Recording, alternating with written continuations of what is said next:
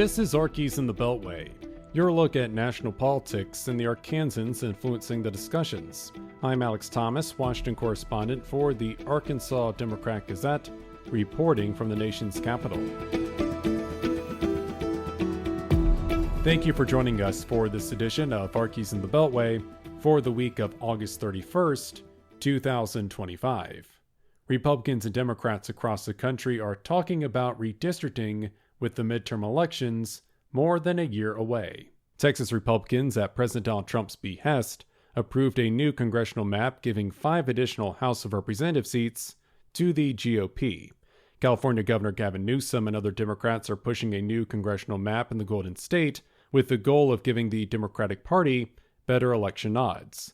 But don't expect these kinds of fights in Arkansas. Republican state lawmakers approved a new congressional map following the 2020 census that strengthened the party's ability to hold Arkansas for congressional seats. That didn't stop J. Miles Coleman with the University of Virginia Center for Politics from thinking about what it would take to give Arkansas Democrats some House representation. From like a line drawing perspective, what actually could be done to kind of address that, or how would those maps that they're talking about actually look in practice? Sabato's Crystal Ball, the center's election analysis newsletter, recently published a piece seeking to answer those exact questions. Coleman serves as the publication's associate editor. Coleman says Arkansas's current congressional boundaries are rooted not in the 2020 census, but rather the aftermath of the 2010 census, when Democrats held a governing trifecta in Little Rock. The Democrats, who still controlled the line drawing process at that time, had the bright idea to, even though the state is obviously moving towards the Republicans, we're just going to kind of keep the same old map, hope we can win some districts that leaned pretty comfortably towards the Republicans. Coleman adds the map after the 2010 census was the template for Republicans as they began redistricting a full decade later. For a lot of us who were watching the process at the time, those of us who kind of nerd out over that did this, it was really kind of a head-scratching thing. Coleman drew 2 maps giving Arkansas Democrats representation proportional to the Democratic Party's performances in presidential elections. The first map, which Coleman nicknamed the Miles-Mander map, would have provided Democrats with 2 friendly districts after Republican John McCain's win in Arkansas in the 2008 election.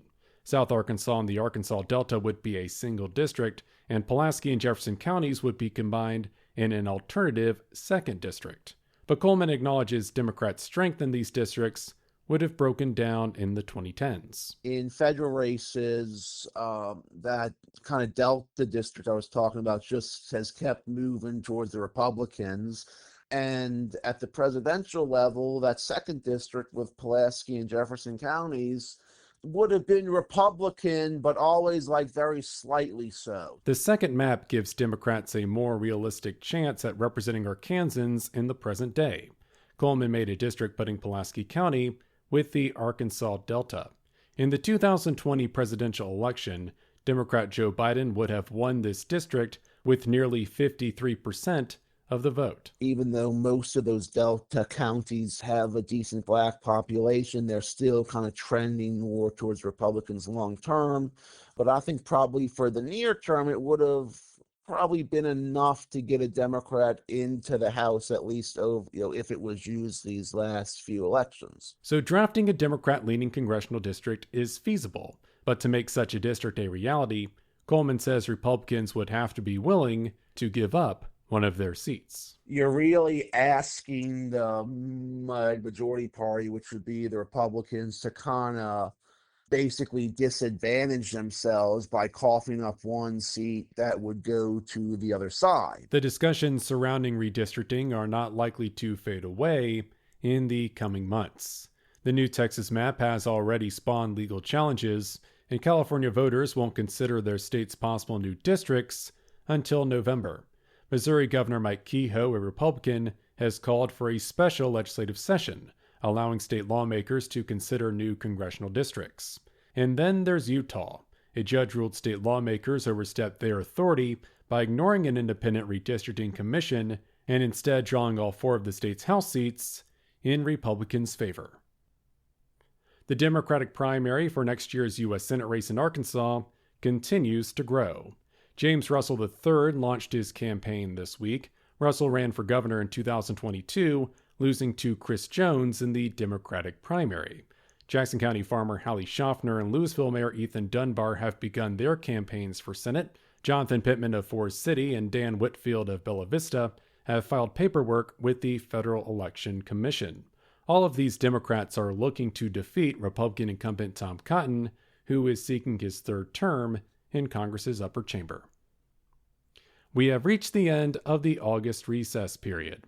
Arkansas's federal lawmakers have spent the last month away from Capitol Hill, conducting work in the natural state and even other parts of the world.